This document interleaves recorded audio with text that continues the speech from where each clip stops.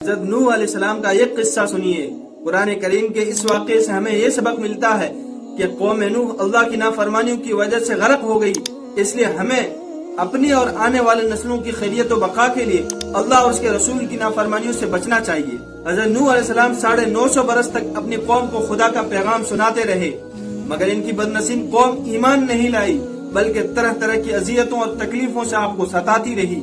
مگر مصیبتوں پر بھی آپ یہی دعا فرمایا کرتے تھے کہ اے میرے پروردگار، تو میری قوم کو بخش دے اور ہدایت عطا فرما، کیونکہ یہ مجھے جانتے نہیں۔ حضرت نوح علیہ السلام کی تبلیغ کے جواب میں قوم نے سرکشی کا مظاہرہ کیا، آپ علیہ السلام کو جھوٹا قرار دیا، توحید کو ماننے اور شرک کو چھوڑنے سے انکار کر دیا، اور اس کے علاوہ دھمکی دی کہ اگر تم اپنے واعظ و نصیحت اور دین کی دعوت سے باز نہ آئے تو ہم پتھر مار کر قتل کر دیں گے۔ اس انکار و تکذیب اور دھمکیوں کے ساتھ آپ علیہ السلام کی شان میں گستاخانہ جملے بھی کہنے لگے کہ یہ پاگل ہے، نعوذ باللہ۔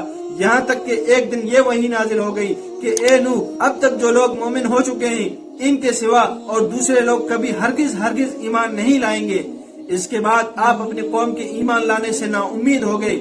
آپ نے اس قوم کی ہلاکت کے لیے دعا فرما دی، اور اللہ تعالیٰ نے آپ کو حکم دیا کہ آپ ایک کشتی تیار کریں۔ چنانچہ آپ نے ایک کشتی بنائی، اس میں 3 درجے بنائے، نچلے طبقے میں درندے پرندے اور حشرات الارض یعنی کیڑے مکوڑے رکھے، اور درمیان والے طبقے میں چوپائے اور جانوروں کو رکھا، اور تیسرے اور اوپر والے حصے میں خود اور مومنین کے لیے جگہ بنائی۔ جب آپ کشتی بنانے میں مصروف تھے تو آپ کی قوم آپ کا مذاق اڑاتی تھی۔ کوئی کہتا تھا کہ اے نوح، اب تم بڑا ہی بن گئے ہو، حالانکہ پہلے تم کہا کرتے تھے کہ میں خدا کا نبی ہوں۔ کوئی کہتا اے نوح، اس خشک زمین میں تم کشتی کیوں بنا رہے ہو؟ آپ علیہ السلام اس کے جواب میں یہی فرمایا کرتے تھے، آج تم ہم سے مذاق کرتے ہو، لیکن گھبراؤ نہیں، جب خدا کا عذاب بصورت طوفان آئے گا تو ہم تمہارا مذاق اڑائیں گے۔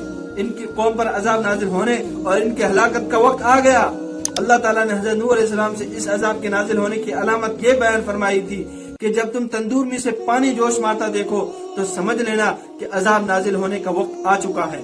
حضرت نوح علیہ السلام کے گھر والوں میں سے 7 افراد اور باقی کل 80 کے قریب لوگ ایمان لے آئے۔ جب حضرت نوح علیہ السلام کی قوم پر عذاب آیا تو آسمان سے زبردست بارش برسی، اور یہ لگاتار 40 دن رات برستی رہی۔ پانی پہاڑوں سے اونچا ہو گیا، یہاں تک کہ ہر چیز اس میں ڈوب گئی۔